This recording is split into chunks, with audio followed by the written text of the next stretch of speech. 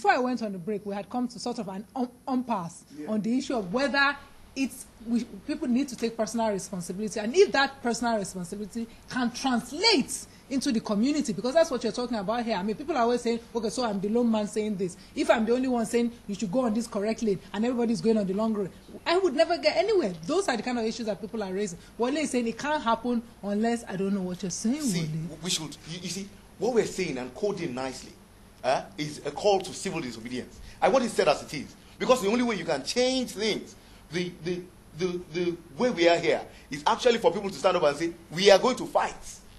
We are going to fight. I heard people say that. I heard OPC members say that a couple of years ago. We are going to fight. We're going to take you out. We're going to put you down. I want to raise one very simple. I've lived through Nigeria. I lived in Nigeria as a young woman and growing up in Nigeria through some of the most turbulent times, minus the civil war.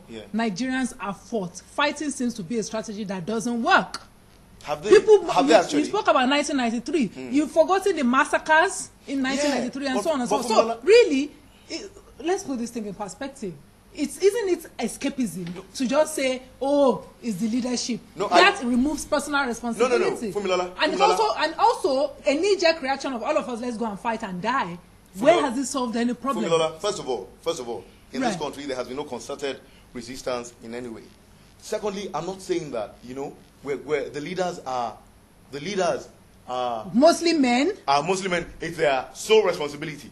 The people should, the people have a degree of responsibility too. But I'm saying in this country, I put it here, that in this country we do not have the rulers, we have not had the rulers we deserve through time.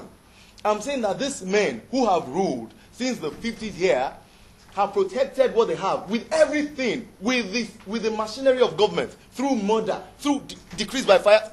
They have protected what they have through anything. What I'm saying is, don't say that these people here represent us. They don't.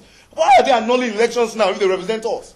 But isn't that the right thing happening now, that they are annulling elections? It is a good thing. Joe, you are smiling. I've got to hear Joe talk. I mean, Joe, I'm smiling because truly there are two things I want to say here. First of all, there's a certain myth that Ghana was reformed because in 79 people killed and people died. That's not what happened. 79 came and left. True reform started after 81, in 82 onwards, when every one of us just decided we are as low as we want to go. We don't want it, and each one of us took responsibility. What I find here is everybody saying Nigerian men, Nigerian leaders have failed us. What have you also done? All of us as Africans, as Ghanaians, as Nigerians, what do we do to say we won't take this anymore, that I will drive in a sane manner, that I will expect decent service, that I will do all the things we complain about?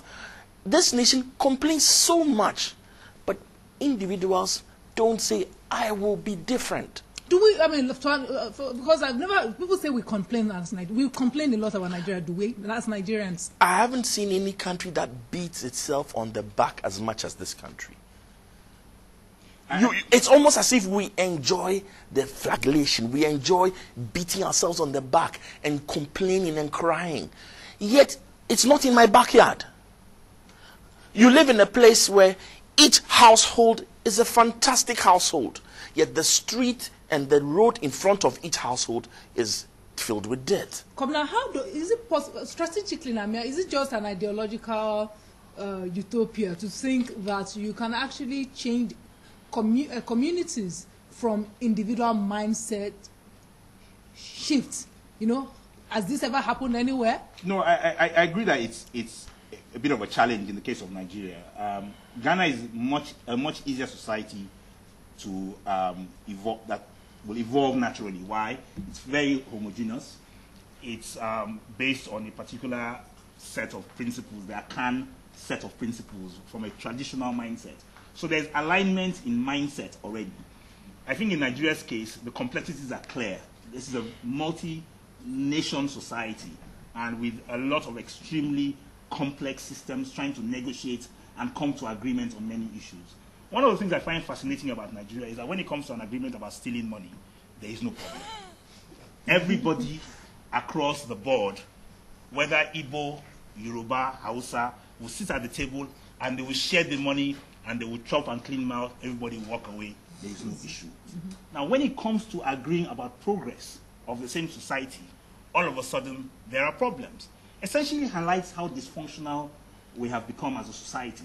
That are we collectively engaged around the sense of how Nigeria is to progress and move forward with the complexity? Or rather, how do we use Nigeria's complexity as a tool to progress? Because everybody who comes and visits Nigeria is amazed about the sheer amount of energy this society has. I can speak for myself that the best thing I got out of Nigeria or living in Lagos was the sense of the ability to maneuver in Lagos and do business in Lagos, which has helped me do business in Johannesburg, in New York, and everywhere else I've been. So when people ask me, well, how do you manage? I said, well, I came from a place where a lot of what I'm using now, I learned from Nigeria.